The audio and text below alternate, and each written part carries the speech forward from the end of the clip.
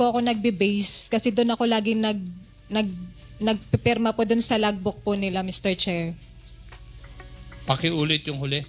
Kaya ko po nasabi na si Attorney Medina po yung gumagawa ng mga dokumento dahil doon po ako nagbe-base kung saan sa law firm po kasi nila ako nagpipirma, yung sa logbook po. Kaya po nasabi ko na siya po yung may gawa, Mr. Chair. Now, before I ask you a question, Attorney Medina, okay ka na ba? Kasi I heard mataas kanina ang blood pressure mo. Yes, Your Honor. And I'd like to thank the medical staff of the House of Representatives for taking care of me. Medyo So- nahihilo pa rin ako ng konti, Your Honor. Pero, So at your own risk, you will answer the questions that I'm going to ask you. Are you okay? Kasi baka sisihin ako ng pamilya mo kung sakali matumba ka dyan. hindi naman siguro, Your Honor. I'll just say, Your Honor, kung medyo hindi na po ako Yes, Okay, Your that's on record. I just want to be safe.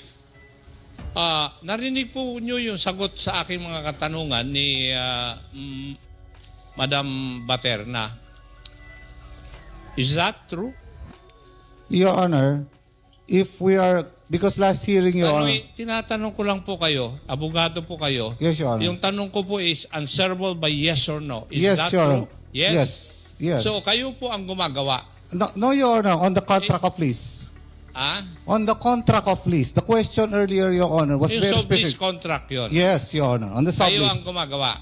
Yes, Your Honor. On the request of Whirlwind Corporation. Sino sa Whirlwind Corporation ang nagsasabi sa inyo na i-prepare nyo yung dokumento na yun?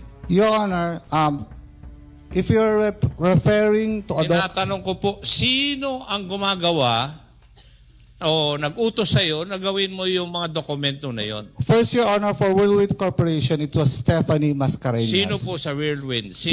Stephanie Mascareñas, Your Honor. Who's here, Your Honor? Teka, dalawa po yung sublease agreement na yun. Yes, Your Honor. The first one, Your Honor. That's why I said first, Your Honor.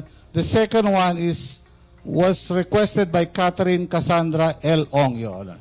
So, yung first, si Stephanie. Yes, Your Honor. Yung pangalawang sublease agreement, yung si Cassie Ong na. Yes, Your Honor. Catherine Cassandra L. Ong. Sila ang nag-utos po sa inyo. They requested us, Your Honor, to make the legal document for the lease.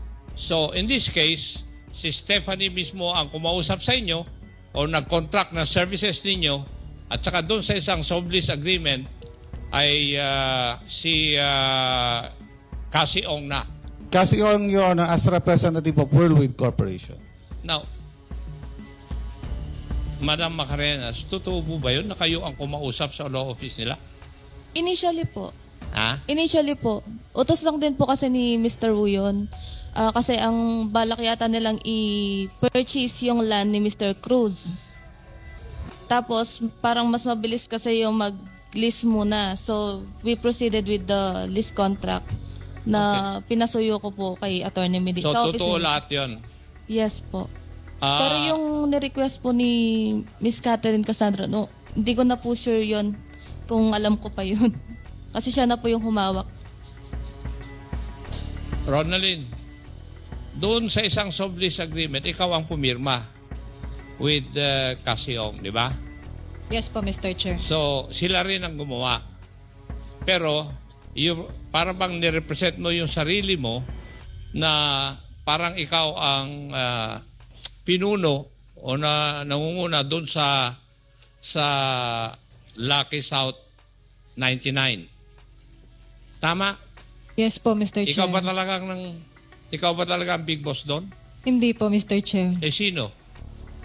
Si Miss Cassandra Ong po yung pagkakaalam ko, Mr. Chair. Dahil siya lang po yung nakikita ko at nakakausap ko po. The smell of a storm. Willows. Raindrops. Are things I relish. Mother said, on nights like this, someone will fall asleep. Forever. It's been raining for a month, and we lost our carrier pigeon. Where is Lady Elusha? What's this? Is this our carrier pigeon? Seems like someone's trying to stop us.